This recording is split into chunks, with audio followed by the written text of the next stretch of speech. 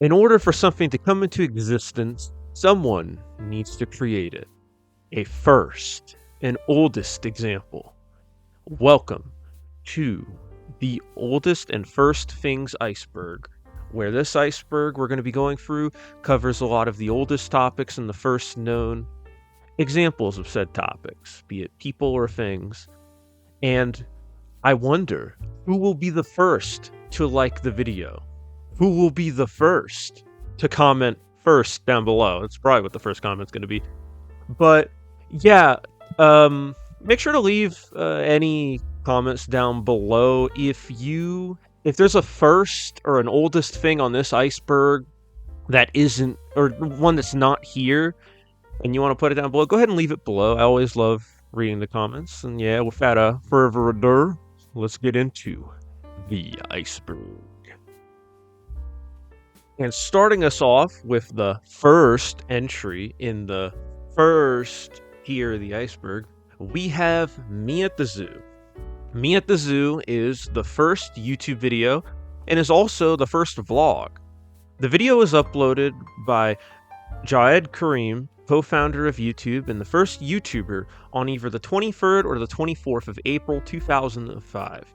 And on its own is pretty simple. It's 19 seconds long and features Calment talking about how cool elephants' trunks are.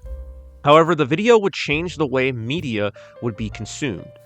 The video sent the message that anyone can upload videos on this new promising site. From family moments to educational or entertainment, you could put it on YouTube for the world to see.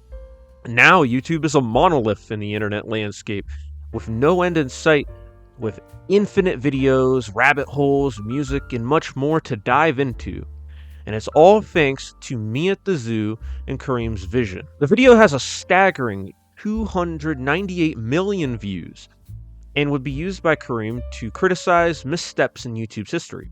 For example, he would change the description of his videos to express dislike for YouTube making Google Plus mandatory for commenting on videos in 2013, and again in 2021 to talk out against YouTube for disabling dislikes.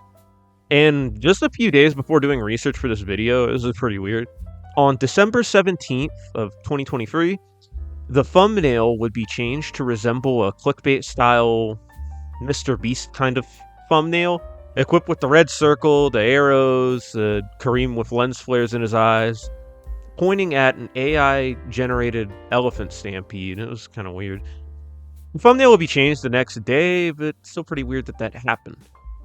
Now, as of recent, a video titled Welcome to YouTube has been discovered that predates Me at the Zoo by a few weeks. However, this video has many strange discrepancies. For example, the video predates the creation of the channel that it was uploaded to, and it was also a premiere, and premieres didn't exist until 2018. And also, it wouldn't really make sense because nobody even used YouTube at this time. It wasn't public. The video abused some kind of glitch to appear older than it actually was, and has since been brought back to its original upload date. The Tamil language is the oldest spoken language still around. Languages such as Sumerian, Akkadian, and Egyptian are older than Tamil.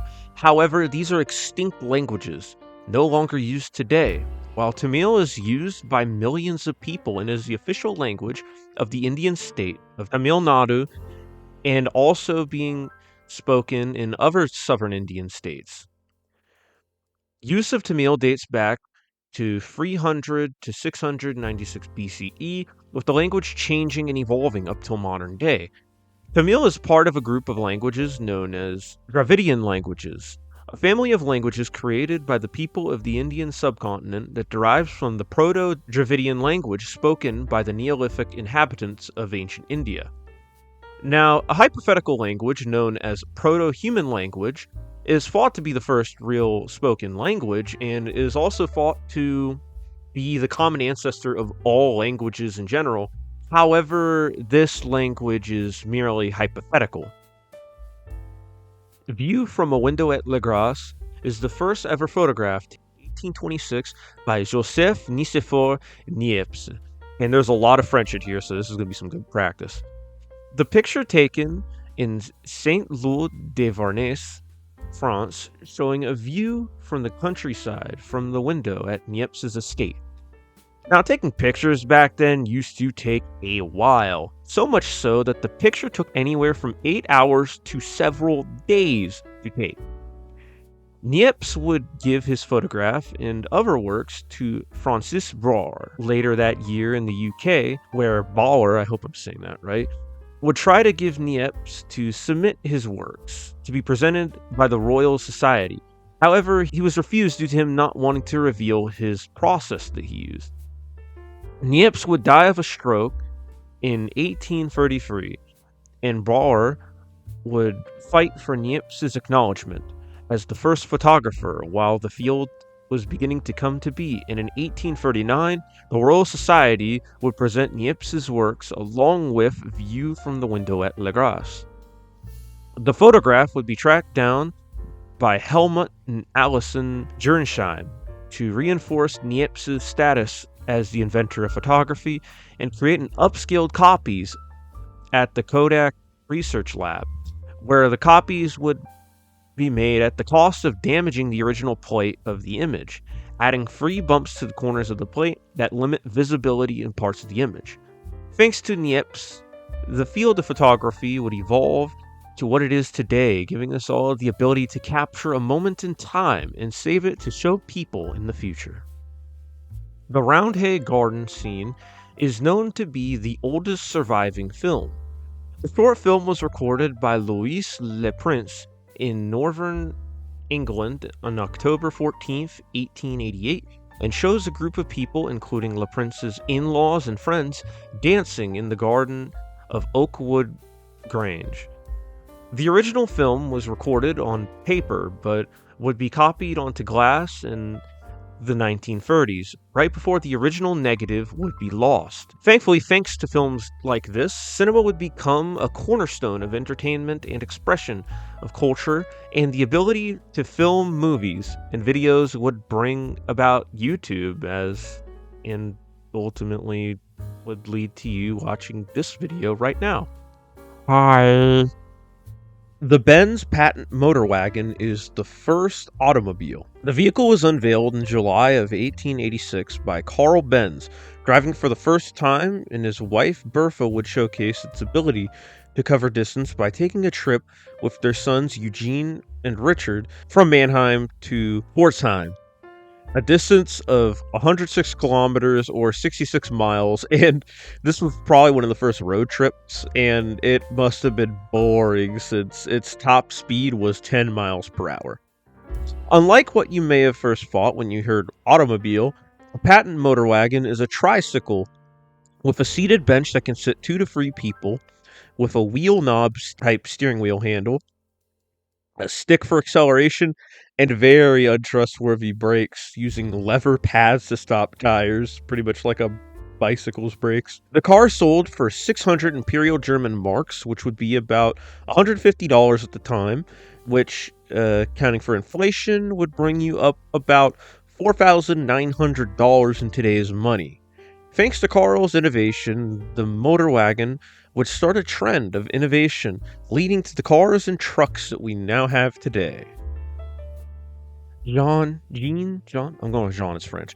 Jean-Louis Calment is known as the oldest person to live, passing away at an age of 122 years and 164 days old.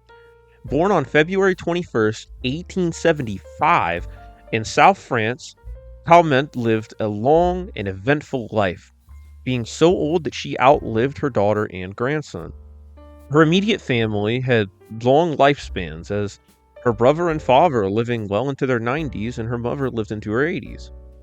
She lived through many historical events, from meeting Van Gogh at 13 to 14 years old, to witnessing the Eiffel Tower being built, living through both world wars, and living a life that was leisurely yet active. She accredits her long life and youthful appearance to olive oil, yet I wouldn't look past her active yet wealthful life as a reason for her living so long, with hobbies including tennis, swimming, fencing, cycling, and roller skating, along with even climbing a glacier.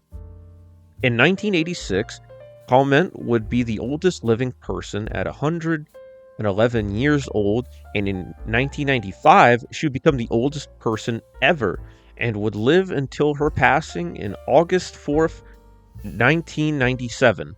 Being the only verified person to make it past 120 years old. Now, there is much debate and doubt over Calment's status as the oldest person, including a theory that Calment is actually her daughter, Yvonne, who died in 1934, who, according to this theory, would have took her mother's identity and died at the age of 99 years old. Despite this, no claims have provided sufficient evidence, and there are local records and documentation, including her birth certificate, that prove that she really was the oldest person to ever live. Just setting up my Twitter is the first tweet ever tweeted, and was tweeted by former chief executive of Twitter, Jack Dorsey, and may appear to be the first typo on Twitter. However, the app would be called Twitter with no I or E at the time, but it would be later titled Twitter when it went public. Jack tweeted his message on March 21st, 2006 at 3:50 p.m., a few months before Twitter went public in July. Twitter started as a side project while working on a podcasting platform called Odeo. Little did they know, they would create one of the most simple and easy forms of social media. Tweets can be as simple as an incomplete sentence and can be seen by everyone, making it a prime space for meaningful dialogue. Nah, I'm just kidding. It's hell. Just pure hell. Thanks, Elon. Clair de la Lune is the oldest known recording of human voice, and it really sounds unsettling thanks to the extreme deterioration.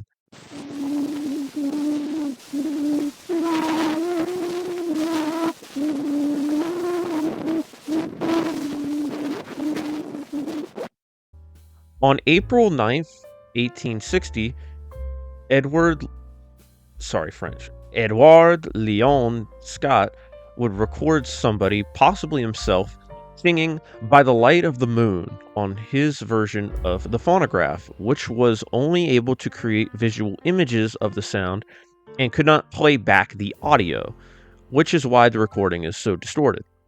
Paper with the recording on it was reportedly restored and converted to audio by the New York Times in 2008 and was accidentally sped up, and the slowed down audio sounds even creepier.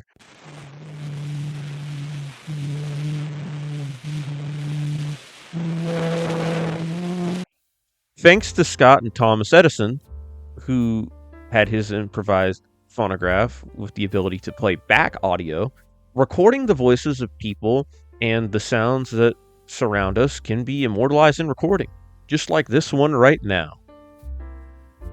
Yuri Alexeyevich Gagarin was a cosmonaut and pilot who became the first human to go to space on April 12, 1961. During the space race, the Soviets fought hard to pile up achievements to stay ahead of the Americans. And one Gagarin was ready to put up would be one big tally or two for the USSR. Gagarin piloted the Vostok 1 and would orbit the Earth, making him the first person to go to space and the first person to orbit the Earth from space. Upon arriving back to Earth, he was hailed a hero in and outside of the Soviet Union, as the first man to step foot into the cold vacuum of space. Gagarin would be given the title of Hero of the Soviet Union, the highest honor of a Soviet, and would tour the world, where he would be cheered on despite the differences that he and the capitalists and the communists had at the time. Sadly, however, Gagarin would perish in a crash with flight instructor Vladimir Seryagin in the 27th of March, 1968. But his legacy lives on, and his desire to explore the unknown is what pushes us to not just look at the stars, but to fly right up next to them. Hinduism is the oldest religion still practiced today. Hinduism contains a variety of beliefs and traditions, and can be followed more personally, as there is no universal religious authority on how to practice, with Hindus being able to practice however they wish. Due to this, you could be polytheistic, monotheistic, or even atheist, and you'd still be a Hindu just as any other. And Mahatma Gandhi would even say, a man may not believe in God and still call himself a Hindu. A core belief in Hinduism views the universe and everything within it as gods, and all are part of a grander god known as Brahman, along with samsara, the cycle of death and rebirth. And another core concept in Hinduism is a concept that many people outside of it know as karma, serving as the universal force of justice. The development of Hinduism occurred during the Neolithic period in India, with it merging and developing alongside other ancient and now extinct religions, and would grow and evolve over the course of thousands of years. Currently, Hinduism is the third largest religion, with 1.2 billion people practicing, which makes up 15% of the world's population. George Washington is well known as the first president of the United States, along with being one of the founding fathers and the commander of the Continental Army. Washington's career would start in 1749 as surveyor of Culpeper County, Virginia, where he would later go on to be assigned command of the Virginia Regiment during the French-Indian War. During the war, Washington would gain skills and a disdain for the British command that would serve him well into the Revolutionary War. After the war, however, Washington would pursue a successful political career in local government, with his status as a war hero and gifting voters free drinks, helping him serve in the House of Burgesses as a representative for 7 years. During this time, he would openly criticize Britain's unfair taxation of the colonies. Washington, along with many other colonists, would see Britain's taxation and response with enforcing even more taxes as an act of treason, and would draft a list of resolutions alongside George Madison that would fall on deaf ears. Seeing the writing on the wall of war breaking out at any moment, Washington would train militias in Virginia in 1774, a year before the Revolutionary War would break out.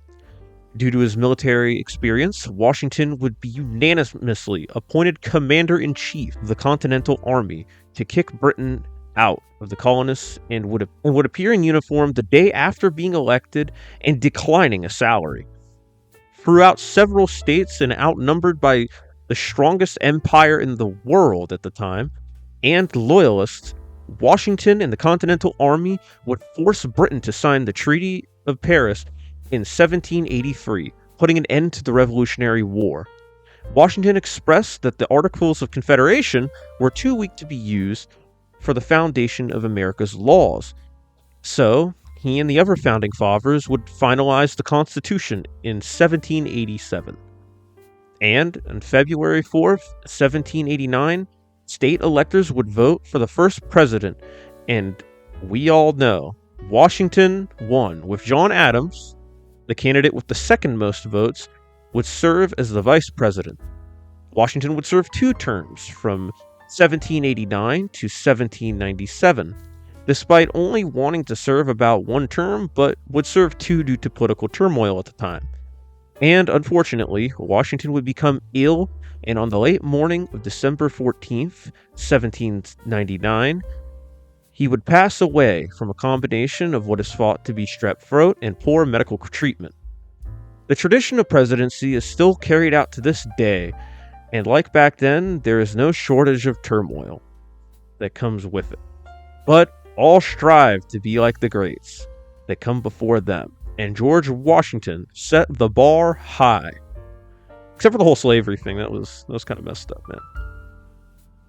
Yuri Gagarin may hold the achievement of being the first human in outer space. However, Neil Armstrong would one-up him and become the first person to walk on the moon. Armstrong would begin as a midshipman in the Navy until being promoted to naval aviator in 1950, with him flying the Grumman F-9F Panther during the Korean War. Armstrong would become a test pilot, and after the war, would eventually join NASA in 1962 and would become the first civilian astronaut to fly in space on Gemini 8 in March 1966. In 1961, President John F. Kennedy would make his famous "We Choose to Go to the Moon" speech, with the goal of sending a man to and from the moon safely. And Neil Armstrong, Buzz Aldrin, and Michael Collins stepped up in 1969 to make Kennedy's dream a reality. On July 20th, 1969, Armstrong and Aldrin would land on the surface of the moon, with Armstrong taking the first ever steps on the moon while saying his famous quote, "That's one small step for man, one giant leap for mankind." The landing was broadcasted to 530 million viewers all over the world, watching as man laid claim to its second world and conquered the largest object in the night sky. Upon returning to Earth, Armstrong and the rest of the Apollo 11 were hailed as heroes, not only in America for establishing dominance over the Soviets, but across the world as the man who went far beyond the night sky.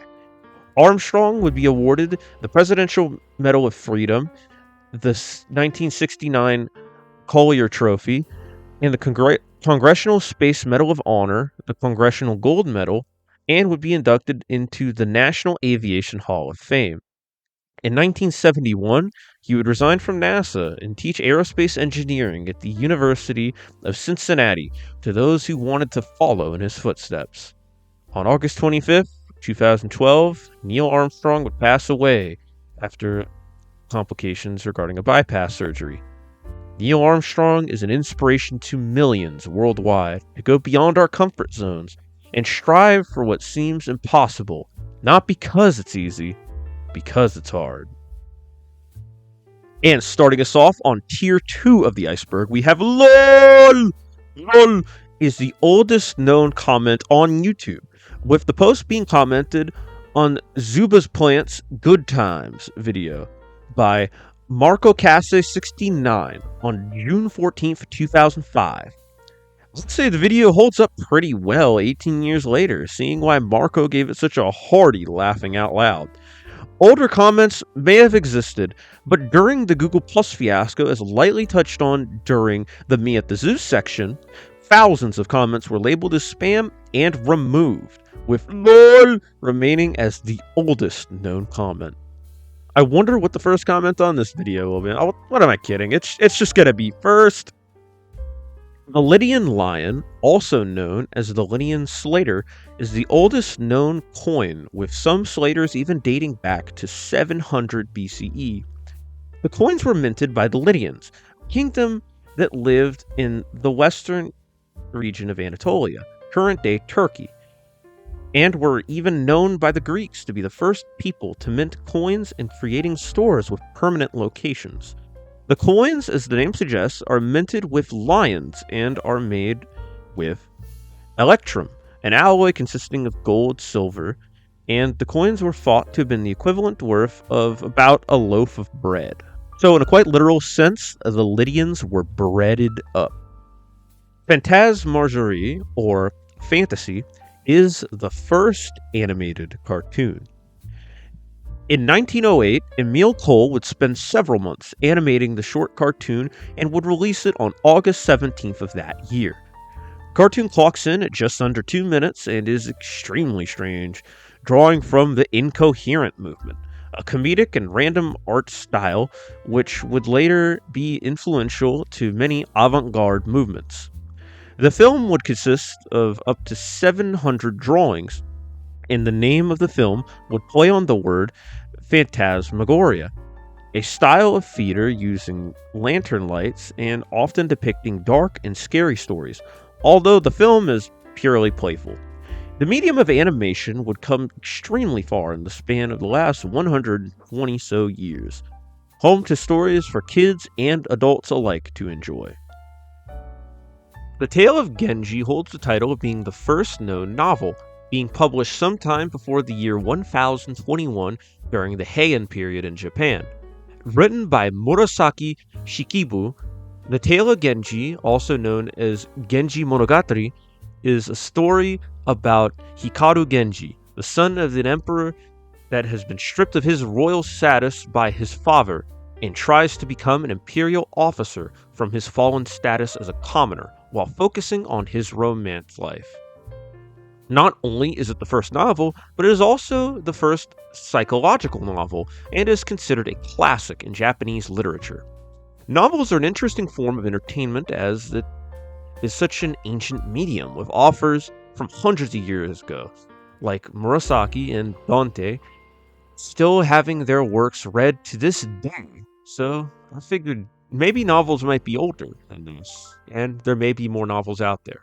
Also, Homer's Odyssey and the Iliad and all of that, those are more kind of like performed as songs. So yeah, this would be the first novel. Shout out to all the people who watched the martial arts Iceberg, because if you watched it, you would know that wrestling is the oldest martial art and the oldest sport in the world. Wrestling dates back to at least 15,000 years ago, with cave paintings depicting people wrestling in the caves of LaCroix, France. Wrestling is found in just about all cultures from all over history, with each culture having their own unique form of wrestling, which are known as folk wrestling. And the rules of each form of wrestling may be different. However, most forms of wrestling involve taking hold of a person or an extension of them, like a jacket, picking them up, putting them down, and sometimes keeping them on the ground in order to win.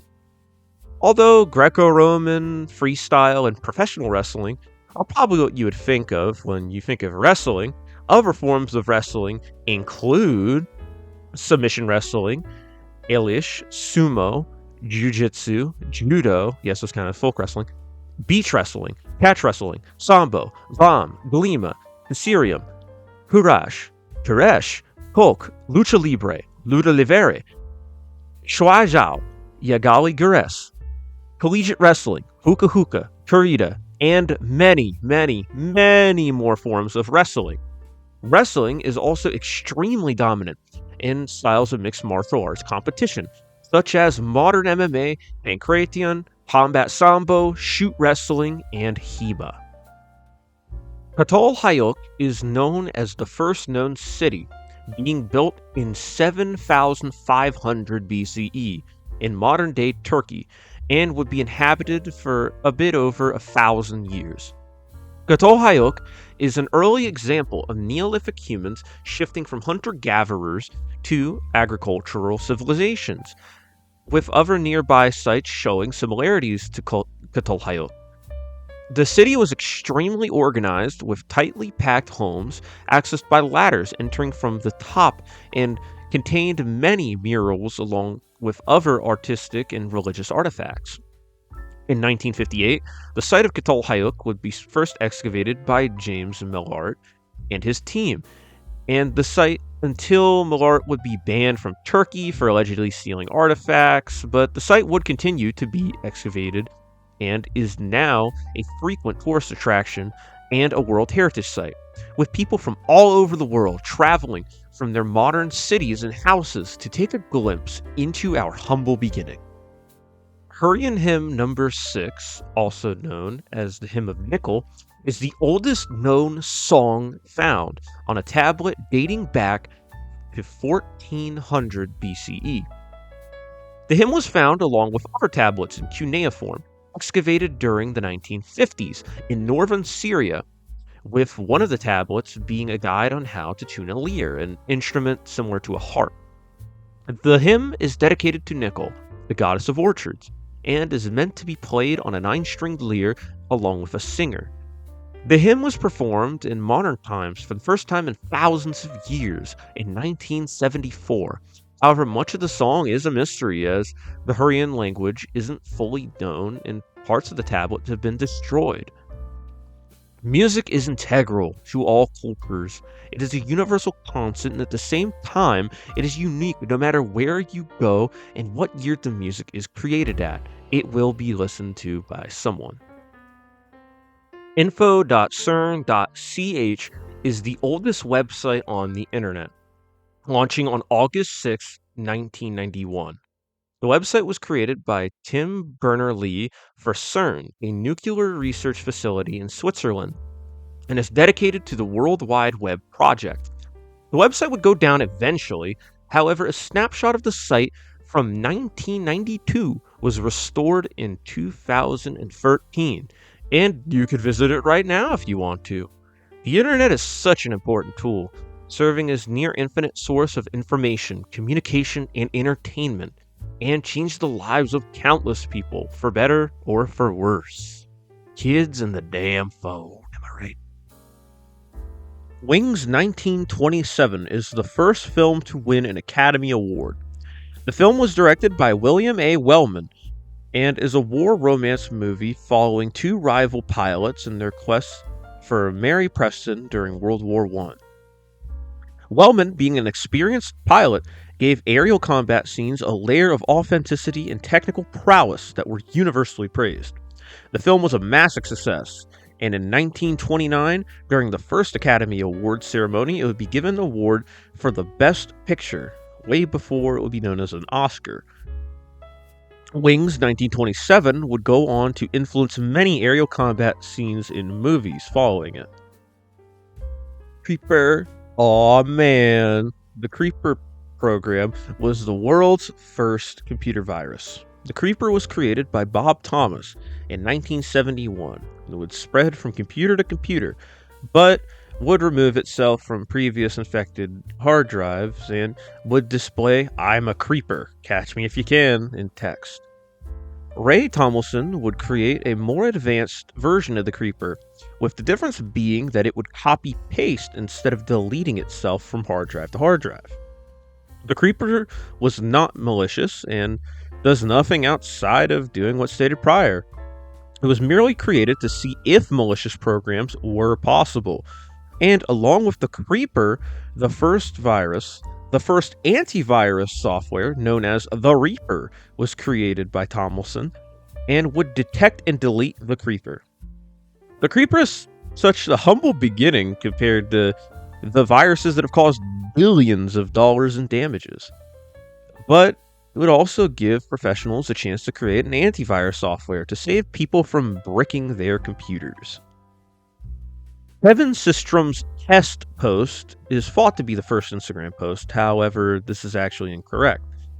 The first Instagram post was from co-founder Mike Krager, simply a harborside view picture posted slightly before test on July 26, 2010.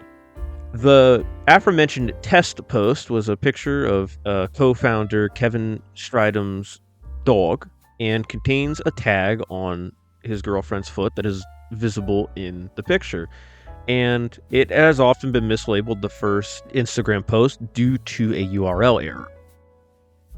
Leprosy, also known as Hansen's disease, is the oldest known disease found in humans. Leprosy is caused by a bacterial infection of Mycobacterium leprae and can cause skin and nerve damage along with respiratory and vision impairments, and can be identified with symptoms including lesions, disfigured skin, loss of eyebrows or eyelashes, and a lack of feeling. The oldest case of leprosy found was seen in a 4,000-year-old skeleton from India, and leprosy is talked about in many historical writings, including the Bible.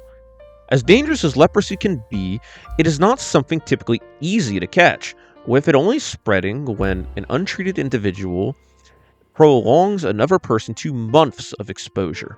Despite this, individuals with leprosy have often been outcasted, with leprosy being seen as a punishment from God in the Bible to symbolize the corruption of the soul with the decay of the body, and infected individuals often being called lepers to discriminate. The disease was even renamed Hansen's disease to help quell the negative stigma attached to leprosy. However, nowadays, leprosy is pretty rare and treatment will do away with it pretty easily. Mr. Watson, come here. I want to see you. This simple request was the first phone call taking place on March 10th of 1876 between Alexander Graham Bell and his assistant, Thomas Watson. although the exact quote is unsure, as Watson remembered it as an even briefer, "Mr. Watson, come here, I want you." Alexander Graham Bell grew up fascinated with sound and hearing and would make great strides in researching how sound functions. Bell would work on the first telephone known as the harmonic telegraph. However, many challenge this, with his patent being submitted on the same day as a scientist named Elijah Gray on March 7th of 1876, leading to many to wonder if Bell plagiarized Gray's invention.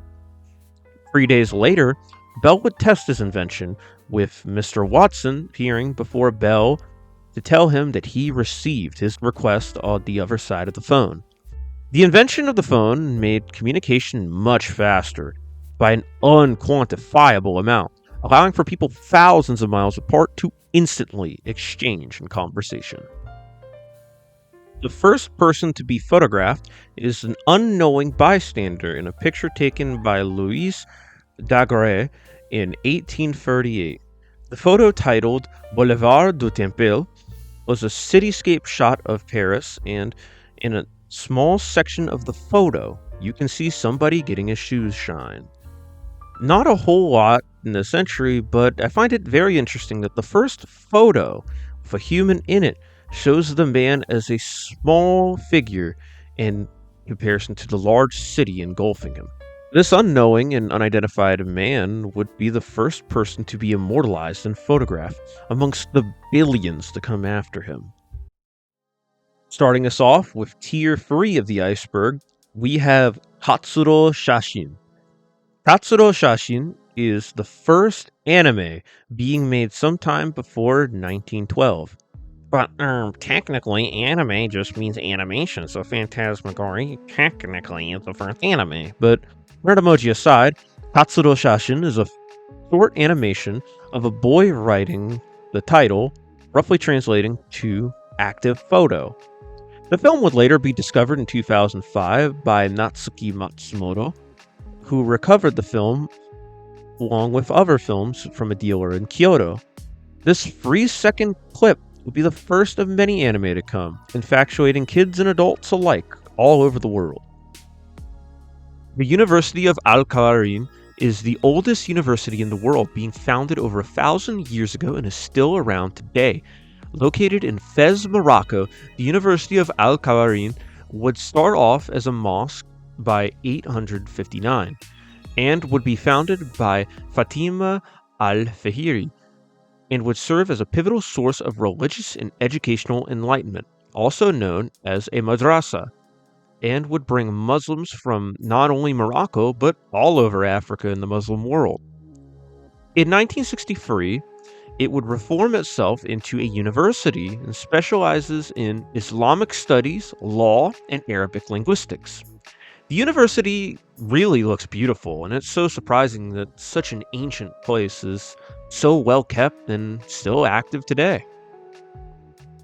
Kongō Gumi is the oldest company in the world, still functional 1,445 years later. The company would come into being when in year 578, Prince Shotoku Taishi would gather 3 men to build Japan's first Buddhist temple, and among them was Shigetsu Kongo, from which the company would gain its namesake. The company would do a great job with this temple, and so they would be hired to construct and maintain several temples and palaces over the years. The company places a great emphasis on tradition, preserving the techniques and methods used to create and maintain temples, and, interestingly enough, is a family-owned operation and has been since inception, only passing down businesses from father to son or son-in-law of the owner for 40 generations straight. Kongō Gumi remains successful due to its great business relationships and superb reputation. However, the business would be hit hard during 2006, and in 2008, the generational ownership would come to an end, with the company being bought out by Takamatsu Incorporated. The company is still going on and even incorporates new innovations to the traditional methods used for temple maintenance. The fact that this company has been in business for this long is amazing in its own right, But to maintain such a solid relationship with business partners and maintain such tradition for well over 1,000 years is nothing short but incredible. The Babylonian Map of the world, also known as the Imago Mundi, is the oldest known map, dating back sometime before the 9th century BC. The map was drawn onto a clay tablet with Akkadian cuneiform and is thought to be depicting the known world of the Babylonians at the time. The map may have seemed tricky to decipher at parts, with parts of the map breaking off, definitely not helping, but it depicts Babylon just about in the center of the map, so making yourself the center of the universe on maps is just kind of a human thing. I find it interesting that they saw the Fertile Crescent as more of an island at the time and viewed nearby mountain ranges as walls, but it's pretty easy to say humanity has come a very long way with our map making, after countless terrible maps, that is. James Brandon Connolly, not to be confused with the Irish socialist, was the first ever Olympic champion in the modern Olympic era. The ancient Olympics started in 776 BC in Greece and would undergo much history, from exchange of hands between the Greeks and the Romans, the many cancellations and revivals, and the political messages in between. They would remain a place of entertainment and to witness peak performance until the year 393 Common Era. Later on, Baron Pierre de Coubertin, influenced by the British Olympic Games, would go on to revive the Olympics of old in 1896. But instead of the old Olympics, where only Greece could join and they were all naked, all people could submit athletes to represent their countries and bring home the gold, just not naked. The first Olympic champion of the new era would be James Connolly, an athletic young man from Boston who was so determined to play in the Olympic Games in Athens that he dropped out of Harvard to be immortalized as an Olympic champion. Although Harvard gave him the go-ahead, it's not like he just abandoned his entire education to go play in the Olympics. And immortalized he was, winning third in the long jump, second in the high jump, and first in the triple jump. Gold, silver, and bronze was not established as a ranking at this time, so it was just first, second, third. Despite overcoming challenges on his trip, including scheduling issues and him getting his wallet stolen, he would still represent America, and he would represent America once again in the 1900 Paris Olympics, getting silver in the triple jump, and would return again in St. Louis for the 1904 Olympics, but this time as a journalist. Connolly would continue his career as a journalist or writer and attempt to pursue a career in politics. Connolly would pass on in January 20th of 1957, but the desire to represent your nation on the global stage is still strong, and has fueled future champions over 100 years after the 1896 Athens Olympics that Connolly competed in. Now, you'd figure that the first post on Reddit would be something along the lines of, "Oh, hey, welcome to Reddit," or something like that. Nah, it's actually way more complicated than that. Launching on June 23rd, 2005, Steve Huffman and Alexis Ohanian would create Reddit with the idea of making it the front page of the internet, a place where anyone could use and find a place to fit in. When the site went up, it was pretty barren, so they filled the site with posts, and the first ever post was a thread on the Downing Street Memo, linking to the now defunct site. The Downing Street Memo was a leaked transcript of a meeting on July 23rd of 2002 that involved high-ranking British officials discussing George W. Bush's desire to remove Saddam Hussein from power and his justification for starting the Iraq War. The memo would be acquired by journalist Michael Smith and published in the Sunday Times on May 1st, 2005. The mainstream media would attempt to suppress the memo at all possible opportunity. However, on the internet, discussion over the memo and Bush's faulty reasoning for starting the war was the talk of the town, and the topic would certainly draw attention to a news site. So, on the same day Reddit released, Ohanian would make the site's first post a link to the memo and a thread for discussion. Reddit is often used as a source of news, even today, with the viral nature of the internet making stories spread to thousands in seconds, and also giving them a place to express themselves. And I find it pretty interesting that the first post on Reddit was a news story. Reddit is an extremely useful website, even though I don't use it too often. It has helped me with many problems and is a pivotal website for the internet. If you have a problem with something, just look up your problem and then Reddit, and there'll probably be a thread talking about it and finding a solution. The Salisbury Cathedral clock is the oldest clock in the world, dating back to at least 1386 current age. And although it stopped at one point, it still works today, with the striking train thought to be the original one put in over 600 years ago. The clock did not have a dial. Instead, it would indicate time by striking at a certain time, most likely for mass, and was powered by a system of ropes and weights and barrels.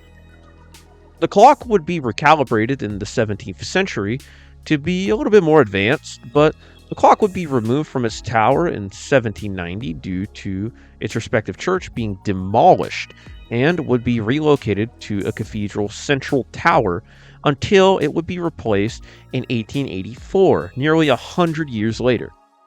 In 1928, T.R. Robinson would go to the clock tower to examine the clock in the tower, when he would find the old clock in decent condition, and in 1956, the clock would be restored and brought back to action.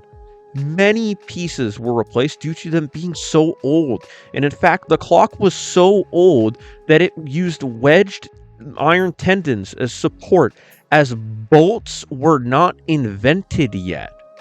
The clock is still in operation to this day and now strikes on the hour. And according to the Guinness Book of World Records, the clock has struck the hours for 498 years and had ticked more than 500 million times.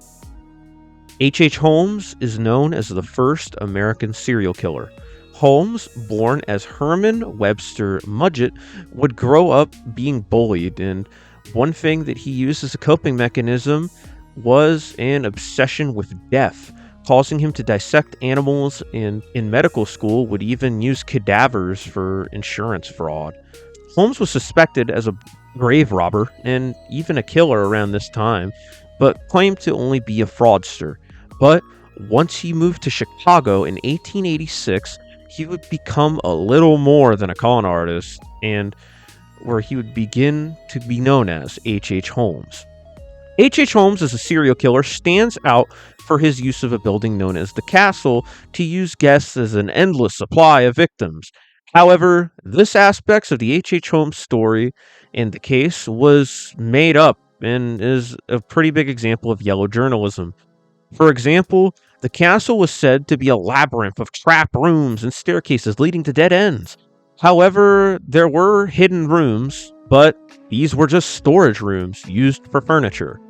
And his reported kill count is just an outrageous over-exaggeration of what it actually was. For example, Holmes was only ever convicted and sentenced for one murder, although he confessed to 27 murders. But with some victims still even being alive. But how would the media portray this? Oh, he killed as many as 200 people! Which is just ridiculous. Additionally, the castle wasn't even a hotel. It was a drugstore that doubled as an apartment, with apartments being used for long-term residing, mainly for the staff of the store. Additionally, Holmes did have access to a furnace at a glass bending facility that he owned, so it's theorized that a lot of the people that I say go missing were cremated here. Holmes's victims were people that he knew, not out-of-town strangers, so close that even his wife Julia and her child Pearl would go missing, with many different reasons for leaving town on Christmas Eve of 1891, until eventually claiming that Julia passed during a failed abortion carried out by Holmes himself, with other disappearances involving Emmeline Cigrand and Minnie Williams. And in the latter case, he would even use her name in future insurance scams. He would make a lot of alleged mistakes, and people would all of a sudden go missing, conveniently allowing him to take their insurance claims that he had on them, mostly being workers of Holmes. Holmes would acquire the help of his friend Benjamin Freeland Pitzel, who himself had a troubled past, but would become far more bloody, aiding Holmes in several scams and killings until he himself would become a victim of Holmes in 1894, who would then collect an insurance claim on him himself. Holmes would then abuse the tragedy to manipulate the family of Pitzel, and would even trick the mother into allowing their children, Alice, Nelliam, and Howard, to go on a trip with him where they would tragically meet their end.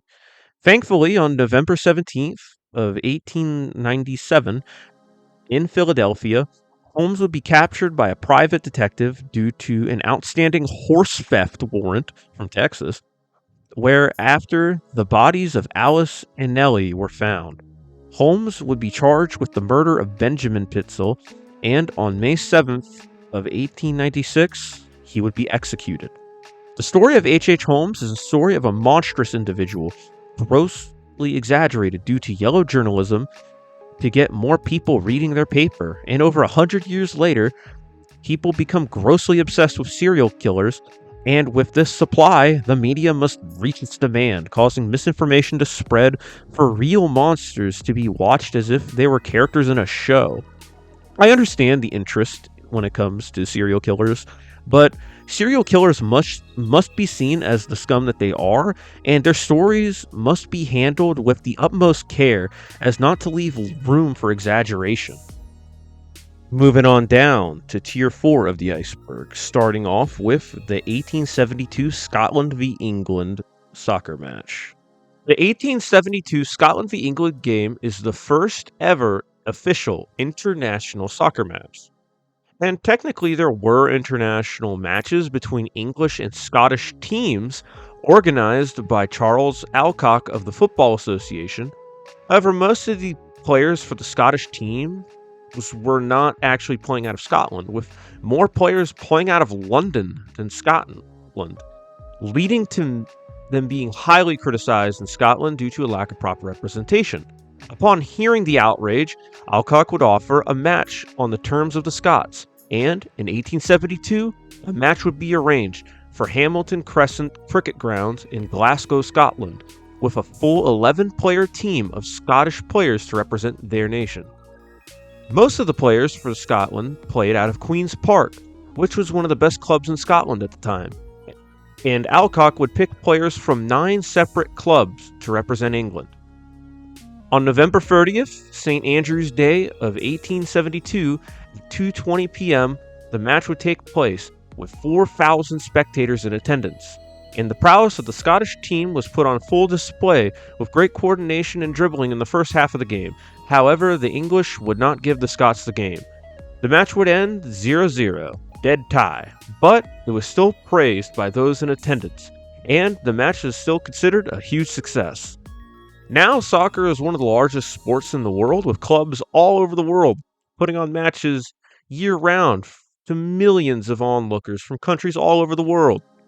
And this early game between Scotland and England, and the games that came prior to it, are really to thank for all of that. Sean's Bar in Ireland holds the record for being the oldest bar in the world, dating back to the year 900 AD. Back in 900 AD, a man by the name of Lune Mac Ludich would create an inn that would be known as As Lune, and this inn would be known as Sean's Bar today. Now, it may seem far-fetched that people have been grabbing pints at this bar for over 1,000 years, but carbon dating actually backs up the pub's claims with tests, primarily tested construction materials and tavern tokens, which these are like, tavern tokens are pretty much little coins that you could use at bars, that span from multiple different eras across history, indicating It might even be older. Although other archaeologists claim that the building was constructed in the early 1700s, I think it's kind of far-fetched that they would use 800-year-old wood and wicker to make the building. It is amazing how this bar has lasted so long. It leaves some to wonder. What the regulars throughout history? Who were they? What did they see? What stories did they tell? And despite all of that, they all would take some time to forget about it all and take just a few minutes to sit down, just like those who did before them and many generations after them will. The Antikythera Mechanism is an object you've probably heard about at some point and is the oldest known computer. Maybe you thought that some clunky terminal or some room-sized machine that has less RAM than your Roomba is the example of the first computer that I would bring up. However, the ancient Greeks beat us to that by far. The mechanism is an analog computer, a type of computer using more moving parts and physical pieces as opposed to digital computers that was created sometime between the years 205 and 60 BCE. To say that the device was advanced for its time would be quite the understatement, as the machine was able to track movements of the sun and moon, as well as predicting eclipses, but could also track the movements of Mercury, Venus, Mars, Jupiter, and Saturn, along with being able to be used to track multi-year cycles, including ceremonies like the Olympics or holidays. The computer was recovered from an ancient shipwreck off the coast of Antikythera, Greece. In 1901, the object was fragmented and decayed, with Albert Rehm theorizing that it was an astronomical computer that year. Several studies of the mechanism would prove that Rehm was right, using X-ray scans, with each new study revealing a new revelation about the device. The ship it was discovered on most likely came from Rhodes, an island known for its vast trade and a hub of mathematics, astronomy, and engineering, and it was where Hipparchus, a Greek astronomer, would carry out much of his research. The Antikythera Mechanism is truly an astounding artifact, as it shows us that as far as we may advance, our past always comes back to drip-feed us information that changes the way we think, surprising ourselves every time. The White Mountains region of California is home to a pine forest containing the oldest trees in the world. The bristlecone pine forest is home to many trees 4,000 years old and older, including Methuselah, the oldest confirmed tree in the world at 1,855 years old. The tree resides in the Methuselah Grove amongst other ancient pines that grew after it, and remains unmarked to avoid vandalism. There are other trees thought to be older than Methuselah, including other bristlecones. However, there isn't enough evidence to prove that these trees actually are older. And yeah, the appearance of the bristlecone pine trees gives off a very ancient look to them, twisting around with their thick trunks and spiraling branches shooting towards the sky. This forest and Methuselah stood strong throughout the vast period of history, and must have witnessed many different peoples walking through them, taking a mere moment to appreciate the grandeur of it all. The original Dixieland Jazz Band would be known as the first band, or at least the first jazz band.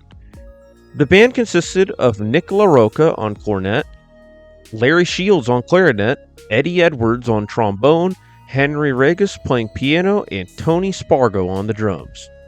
The band would find its origins in 1916 when a New Orleans-style band would be assembled in Chicago, consisting of Alcide Nunez on clarinet, drummer Johnny Stein, Tom Brown on trombone, with Nick LaRocca on cornet and Henry Regis on piano, making up Stein's Dixie Jazz Band, with an S instead of a Z, playing out of Schiller's Cafe. The band would get offers to play elsewhere. However, Stein was the only musician under contract by name, so the band would split off and replace him with Tony Spargo. And would change their name to the Dixie Jazz Band, still with S's, and shortly after would trade Nunez for Shields with the Tom Brown's Band.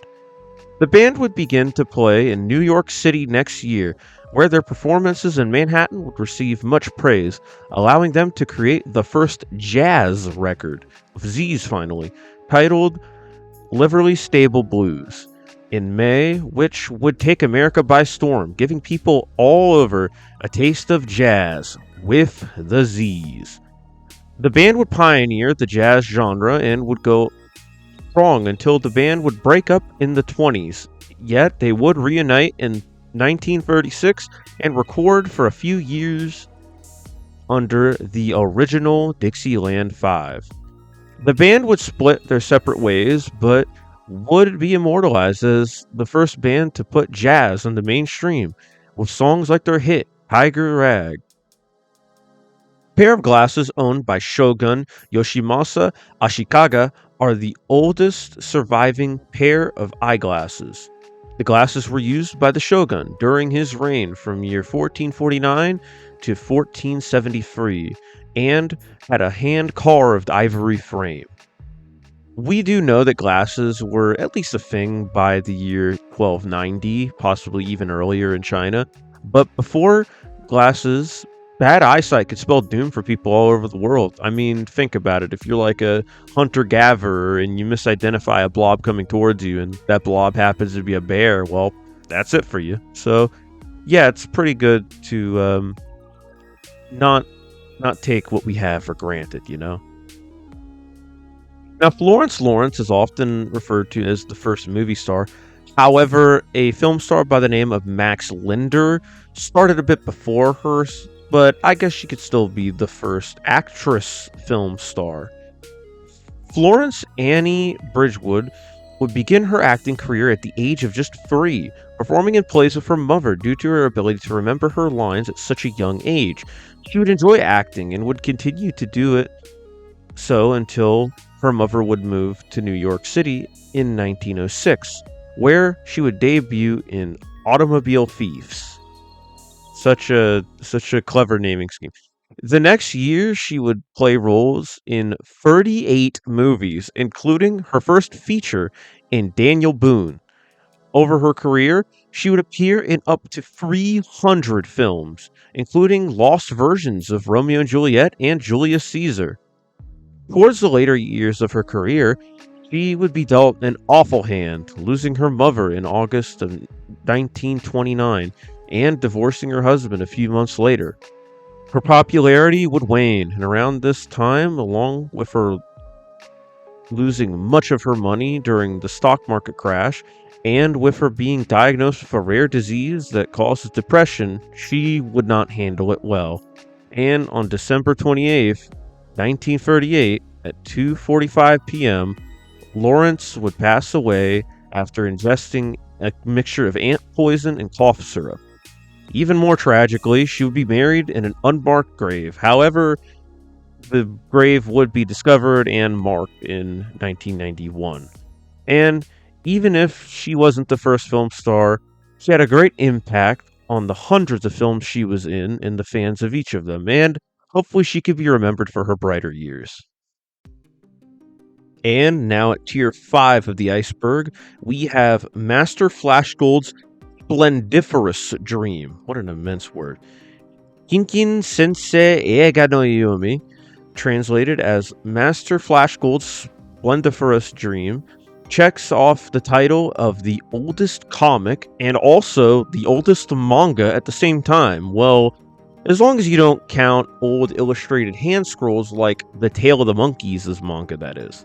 The manga, created by Harumachi Koika in 1775, follows a low-ranking samurai having dreams of grandeur and wealth while resting during his journey to Tokyo. As the plot may suggest, the story took jabs at the upper-class society at many times, which would be a common trend in the kibyōshi, a type of Japanese picture book at the time and thought to be the earliest forms of manga and comics as a whole, typically surviving as social commentary using a comedic medium. Flash Gold and many other kibyōshi of the time would establish early tropes in common comics and manga, like paneling and using empty space to place dialogue, usually using kana-based writing, which is great given that's most of the stuff that I really got down in Japanese class. Fast forward a few hundred years later, and manga and comics have consumed millions of readers around the world, although manga seems to have the upper hand at the moment, with icons like Superman and Goku serving as more as cultural icons than just characters and panels and stories, with stories like Berserk and Vagabond serving as shining forms of expression, surpassing its medium, and something that could stick with you forever. And along with that, you have fandom wars on Twitter, and those are really great to sit back as they just rip each other apart. Conrad Heyer is known for having the title of the earliest born person photographed, although this claim is disputed. Conrad Heyer is a man of many tales, born on April 10th of 1749 or 1753 as the records are shaky, and served in the Revolutionary War under George Washington, even claiming to have served as his bodyguard and crossing the Delaware with him. He would live a long and peaceful life following his service in the war, and in 1852, at the ripe old age of 103, as claimed by Heyer himself, he would sit down and have his photo taken a few years before his death in 1856. Although there is much conflicting evidence on how old Heyer actually is, lowball estimates of his lifespan would have been extremely long for someone back then. And there are several contenders to the claim of the earliest born person photographed, including a woman by the name of Auntie Moser, born in 1749, her friend Mary Monroe Sanderson, born in 1748, Dr. Ezra Green, born in 1746, shoemaker and fellow revolutionary John Adams, no, not the president, born in 1745, revolutionary Baptist Stone, born possibly in 1743, but might have been born later, revolutionary John Owen, not the Puritan, born in 1735, and most interesting of all of them, was a freed slave by the name of Caesar. Caesar was born in 1737, although record keeping is very faulty at the time, and was born into slavery under the Nikkal family in New York. Caesar would work for most of his life, working for so long that he outlived 3 generations of Nikkal owners, and thankfully in 1817 they would allow him to retire from work, with him living with the Nikkals, although he would not officially be mamuted or freed, as most slaves in New York had been during 1827. Caesar would be officially freed in 1841, when slavery was abolished in New York, and in 1851, Caesar would go get his picture taken in order to replace a missing portrait of himself, with the portrait holding the unfortunate title of Caesar, a slave. And sadly, a year later, aged at an astonishing 115 years old, Caesar would pass away. The contenders, along with Heyer himself, all may have many discrepancies in their ages, and it's kind of hard to get down to the bottom of it. But Heyer has the most recognized proof. However, if Caesar's age is correct, not only would he be the earliest born person photographed, but he would also be among some of the oldest Americans to ever live. And also, I want to take note that all of these people are USA revolutionaries, baby. It's 1776 to 0 in this bit. Despina Manaki is known for being the earliest born person ever filmed, although, like last century, this one is disputed. Ottoman cinematographers Yansha and Milton Manaki would create a short film in 1905 titled The Weavers, showing their hard-working family in the town of Avedela, and would focus on their 114-year-old grandmother, still working hard despite her age. If her age is to be believed, she would have been born in 1791, making her the earliest born person filmed by far.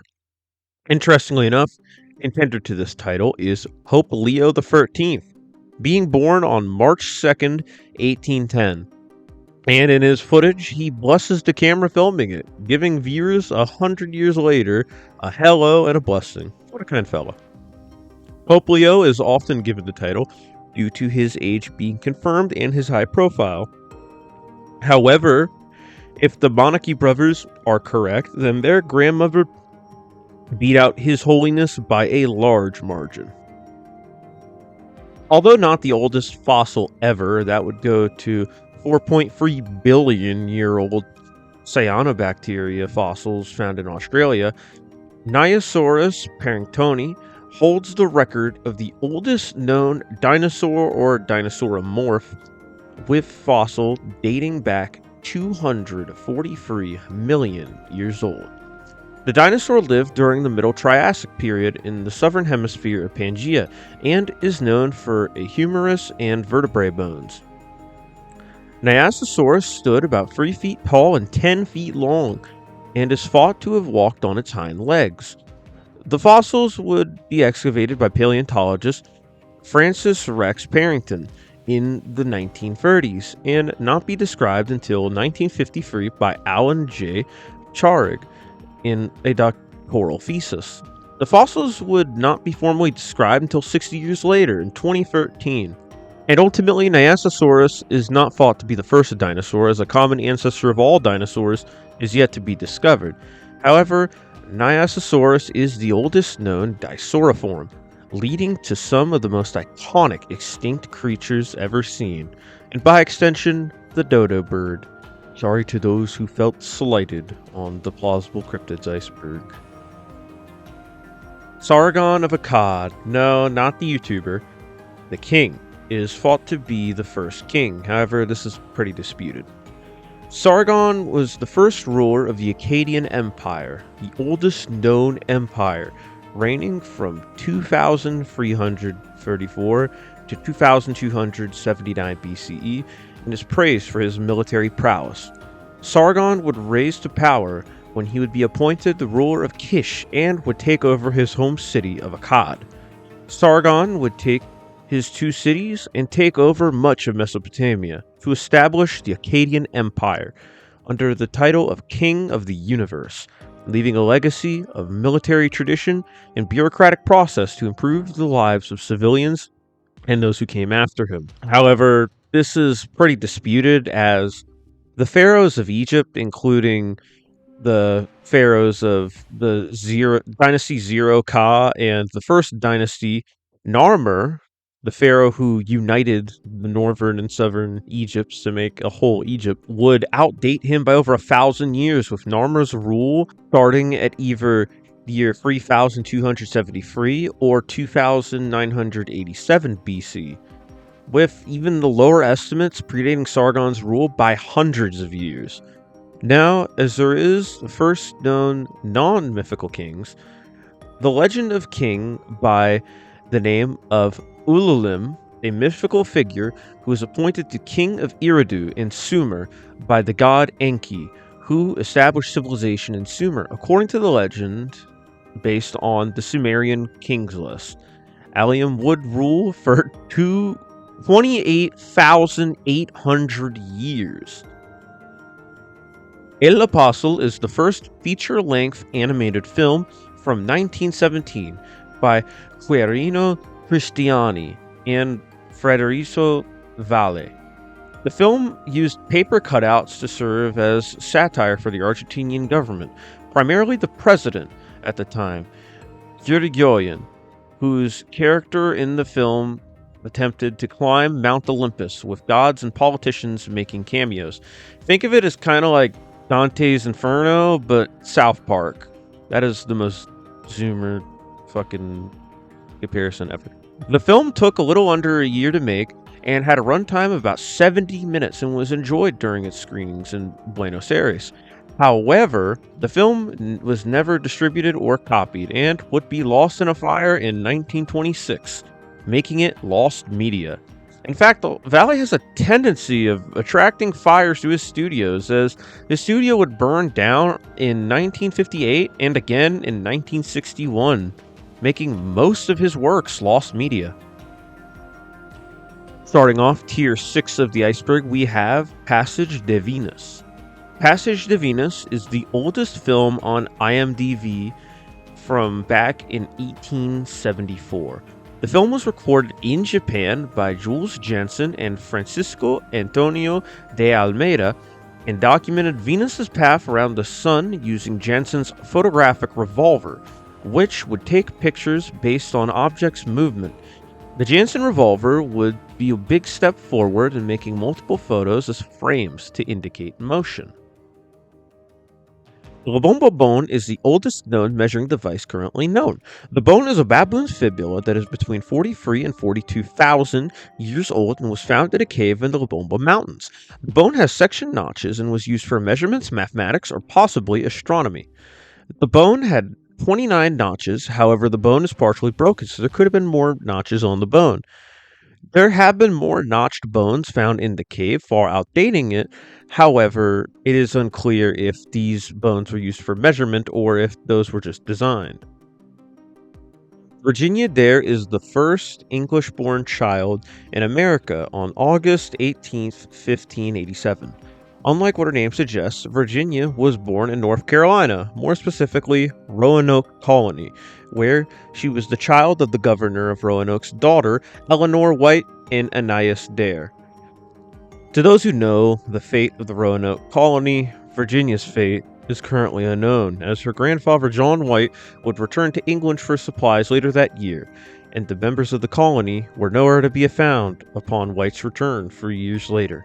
White would be greeted by none of the colonists, and oddly, the houses were collapsed as if they were taken down to be put up elsewhere, and it appeared as if everyone simply wandered off, never to be seen again. There was no sign of a battle that wiped out the colonists. In fact, it seemed that if anything, they went to join the natives, with the only clue behind their disappearance being the word Croatian carved into the fort. Virginia would become intertwined with early American folklore as a symbol of hope, innocence, and that the descendants of the colonists would live prosperously in the New World. Also, if you want to know the first European born in the Americas, that would be Snorri Þorfinnsson, son of Thorfinn Karlsefni and Gundrid Þorbjörnsdóttir, as documented in the Vinland sagas. I'm pretty sure many of you are familiar with the concept of lost media. For a piece of media, most usually audiovisual media, like a movie, a book, or a series, is nowhere to be found, only existing in the memories of those who saw it, or in somebody's basement, waiting to be recovered. One of the older examples of lost media is the Old English epic Beowulf. However, some lost literacy works far exceed Beowulf in age. Beowulf is a poem written sometime in the 7th century, and surviving manuscripts are being created around 975 and 1025 Common Era by an anonymous author going simply by Beowulf Poet. And the story revolves around a legendary hero named Beowulf and his legendary battles with mythical creatures. Beowulf somewhat reminds me of stories like Homer's Odyssey and the Norse sagas, blending history with mythology and letting historians pick apart what it all is meant to mean. The story was originally passed down orally, so the lost media aspect of the story is a result of the story being passed down to a single manuscript that was partially damaged in the fire, not only leaving other versions of the story potentially undiscovered, but the poem that we do have has parts of it that are lost. It is thought that the Christian aspects of the story, for example, were added in later versions of the story, and being the only version to be immortalized, with the original lost to time. Now, as influential as Beowulf is on storytelling and English culture, it is far from the oldest lost media, with stories from the Romans, Greeks, Chinese, Indians, Islamic, Persian, Egyptian, Sumerian, and many other cultures having examples of stories far outdating Beowulf and being missing. For example, one of the oldest forms of lost media is the Hymn of Nikkal, as we talked about earlier in the Iceberg, as parts of the song are missing. Additionally, fragments of Homer's Odyssey and the Epic of Gilgamesh have been lost to time. Lost media in history is extremely important in literature, and the literature of a culture can tell you much about the history and life of the peoples from back then. The Speyer wine bottle is the oldest known unopened bottle of wine, dating back sometime between 325 and 350 Common Era. The bottle was found in a Roman tomb near Speyer, Germany in 1867, belonging to a Roman nobleman and perhaps his wife, with the two of them being entombed with plenty of alcohol in their sarcophagi to be brought with them to the afterlife. Surprisingly, the beverage itself is thought to be drinkable thanks to the preservation efforts of the Romans. However, any alcohol in bottle would have deteriorated a long time ago, and it's expected to taste like bland chewing gum. So I would not be chugging down a glass of this.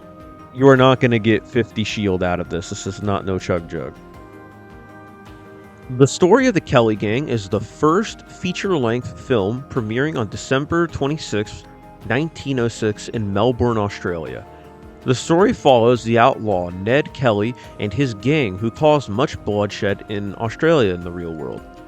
The film would pioneer the bushranger genre, which is pretty much the equivalent of the spaghetti westerns in America. The Kelly Gang was notorious for their bulletproof armor, which a suit of the bulletproof armor would be lent to the film crew by Sir Rupert Clarke. The film reached just over an hour in length and was quite innovative for its time.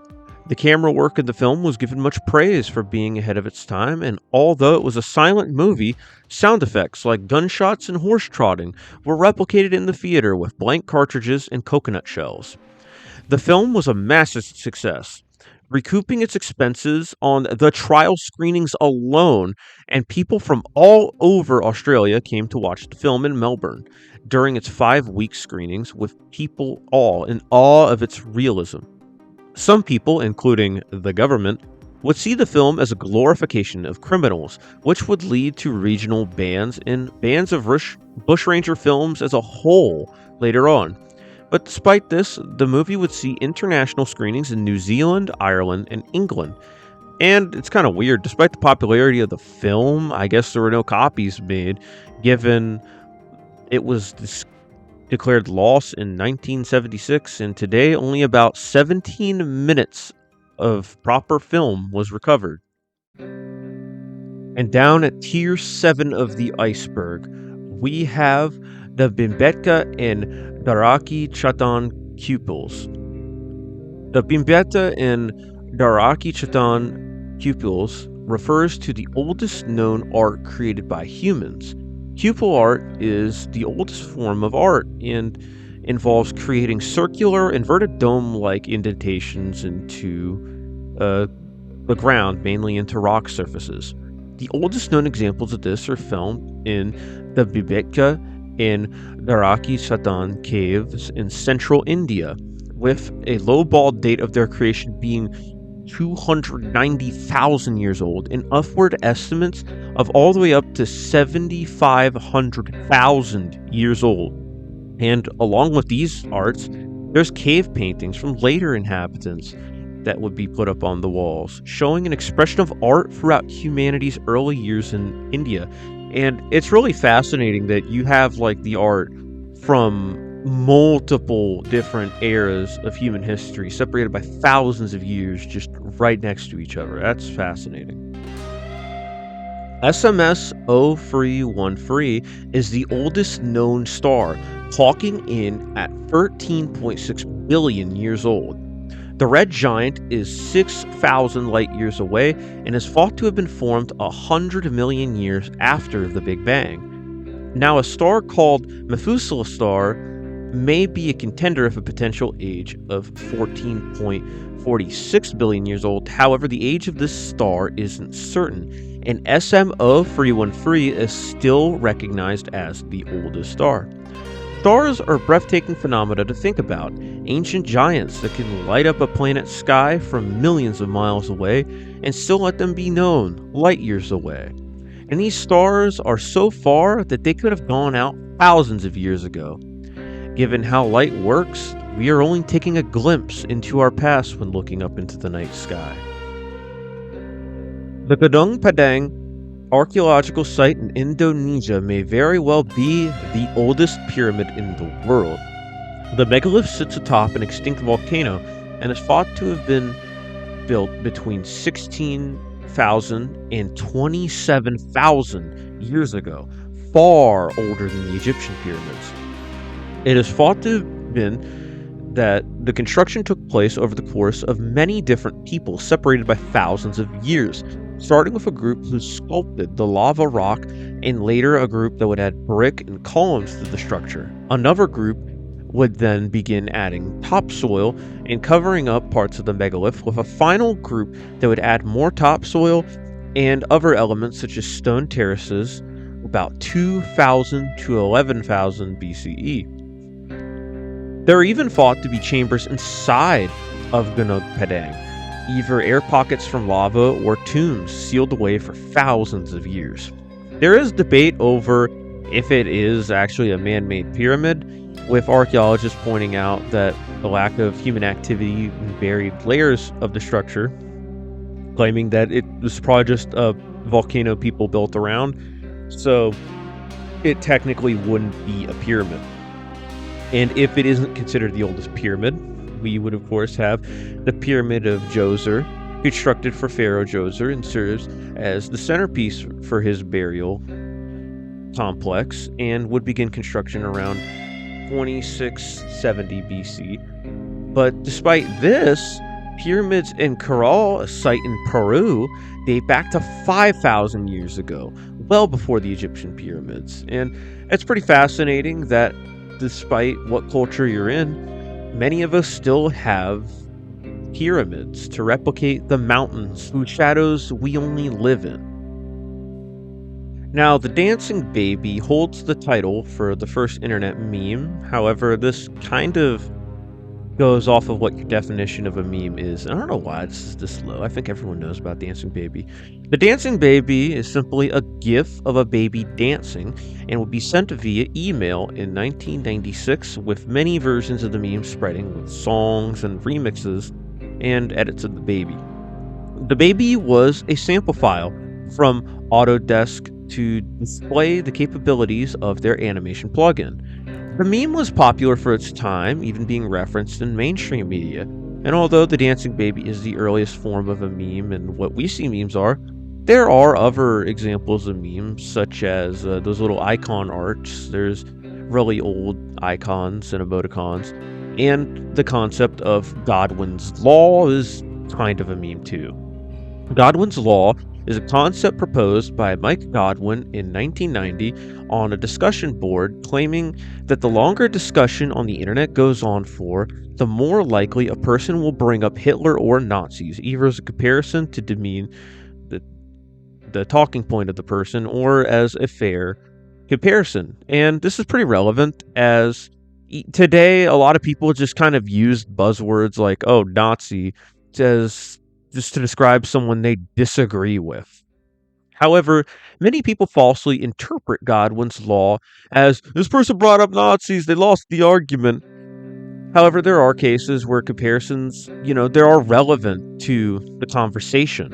And Godwin himself would even dismiss the idea of his law being a forum board insta-win for arguments, and instead encourages people to look into comparisons and use them on a case-by-case scenario to see if they apply.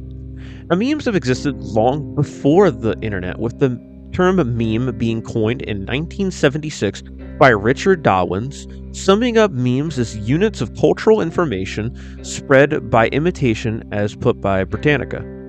Concept-level memes such as Godwin's Law, test emoticons of the earlier days, and the dancing baby are all examples of some of the earliest internet memes. However, memes would somewhat come a long way, but not really. Like, I know a lot of people talk about Skippity Toilet. Oh, this is just complete brain rot, and then forgetting about the Ugandan knuckle shit that we did in 2016. So, memes are always awesome, but it's important to remember that all of them are just brain rot, ultimately. I Lick My Brain in Silence is thought to be the first music video on YouTube. The video was made by Japanese artist Tape, and her music video was uploaded on June 27th of 2005, technically making it the first official music video on YouTube. However, there are many fan-made music videos that would be uploaded to the platform. A video titled Chinese Boys, I Want It That Way would be uploaded on June 25th of 2005 and featured two Chinese guys lip-syncing to the Backstreet Boys song I Want It That Way, and the video would be privated. Although, the internet never forgets your cringe, thus archives are still up. On June 23rd, a video titled Socialism is Good would be uploaded, featuring a group of friends lip-syncing to a communist propaganda song cover, equipped with the Little Red Book and all. But the video would be renamed to Steven Chen is a Bitch, Give Me Tuna Fat, due to the original poster's account, Tuna Fat, being hacked, and Steve Chen being loosely connected to the drama. Steve Chen is the co-founder of YouTube, if you didn't know. The oldest music video overall on the platform is one of the oldest videos on the platform in general and is called Vernal Lullaby, uploaded on May 2nd of 2005. The video was a fan-made music video for a band Queen of the Stone Age's song This Lullaby, and due to the nature of the video, it was one of the first videos to get copyright claimed. Now, YouTube contains a massive catalog of music on the platform, letting you listen to what you want when you want, and videos like this are the first up there, and more of these are like comedic skits and fan-made AMVs technically though. Hymm is the oldest known recorded name of a person. The name Hymm shows up on a set of clay tablets written in cuneiform from the city of Ura, dating between 3400 and 3000 BCE. The tablets recorded business transactions of barley, with Hymm being a supplier. It is unknown if Hymm is the name of the individual, a title, or a family name. PSR B162026b, also referred to as Methuselah and the Genesis planet, is the oldest known planet at 12.7 billion years old. The planet is 12,400 light years away and has a mass of up to 2.6 times that of Jupiter, and revolves around two stars, a pulsar and a white dwarf, and the planet taking 100 Earth years to make one orbit around the stars. The planet itself is already over double the age of our Sun, which is only 4.6 billion years old. And down in the depths of Tier 8 of the Iceberg, we start off with Megalon, a name being given to a skull belonging to the first known murder victim. The skull dates back about 430,000 years old and is found in Cima de los Huesos site in northern Spain and belonged to either a Homo heidelbergensis or a Neanderthal. The individual sustained injuries indicative to a clubbing, receiving 13 blows to the head, with one blow breaking a tooth, which would lead to a fatal infection. We'll never know what led to this occurrence happening, such a horrible thing to happen to this Megalon. But it shows us one thing, that even in our earliest moments, violence was always a factor. El Ceterio is the oldest surviving adult film, released sometime between 1907 and 1912. The film depicts a satyr going after a group of women, and one of them falls, and the two decide to discuss business. What a fine fellow, with them leaving behind a business card. Now, there is also a French film titled El Ecuador or La Borne à Borgue and has a confirmed release year of 1908, involving a soldier at his stay at an inn where he and a worker girl play cards and discuss the economy. Nothing else, nothing degenerate. These obviously aren't the oldest examples of funny monetization stuff in history, given it's, just kind of a basic human thing, and it dates back thousands of years. However, these are the oldest existing films on such things. Ted the Caver is widely accepted as the first creepypasta, and boy, this story is a classic. The story was uploaded to Angelfire in 2001, where it can still be found today, and serves kind of as a diary-type formula of storytelling. Without spoiling much, as I think everyone should check it out, either through many of the great videos made on it or by digging into the story yourself. But the story follows Ted and his friend that he calls B as they discover a small hole in a cave that leads to a greater chamber. Ted provides images showing his progress in the cave, and the posts would be made whenever they would return from the cave, leading to many people at the time to believe that it was actually a real thing happening. The updates would get more unsettling and strange as discoveries and phenomena would occur in the story. Ted the Caver was extremely popular and sits in the pantheon along with Jeff the Killer and Slenderman of popular creepypastas, and a film would be based on the story titled Living in the Dark, although I haven't seen it and the ratings don't look good, but I never take ratings seriously. You should go check out Ted the Caver, though. You should read through it. It's honestly a classic, and creepypastas are very nostalgic. They hold a really special place, and even though a lot of them are really corny, it's still great to revisit them, and this one was a great one to revisit. I'm glad I had to revisit it for this video. Now, the first Minecraft player is a little bit more interesting than you might think. Now, of course, the easiest answer is, oh, Notch. Well, duh, of course, he was the first. Of course, you got to playtest your own game. I'm talking to non-development players here. Now, the oldest confirmed Minecraft account was a user going by Scamper, although an older account created by a player who goes by the name Nikika was created a mere 4 minutes after Minecraft released account registration. Although the account was not the same username. Nikika was just, something to go by on forums. Their account name was known. And what makes it even trickier to pinpoint is that accounts weren't required to play, leaving the first player a mystery. However, the oldest Minecraft video on YouTube, simply titled Minecraft, was released on May 17th of 2009 and was released by Jan Williams Nijman, a game developer, and who also goes by JWAP, who was first known Minecraft user. And the first true player may never be known. For all we know, Herobrine was probably the first player whose soul was trapped within the game to haunt us. And no more fitting an ending to this iceberg than the first iceberg chart. Iceberg charts are loosely derived from iceberg diagrams, used as teaching tools to show an understanding of a topic, using the depths of an iceberg to show more detailed knowledge, although diagrams tend to vary, but typically they use Friedrich Nietzsche's concept of an iceberg, with the more known stuff at the top and the lesser known and more complex stuff at the bottom. The format would be altered a bit, and 4chaners would begin using the format, with the earliest surviving example being created known as the Internet Iceberg, although it was never really given a formal name. It's kind of an unofficial name.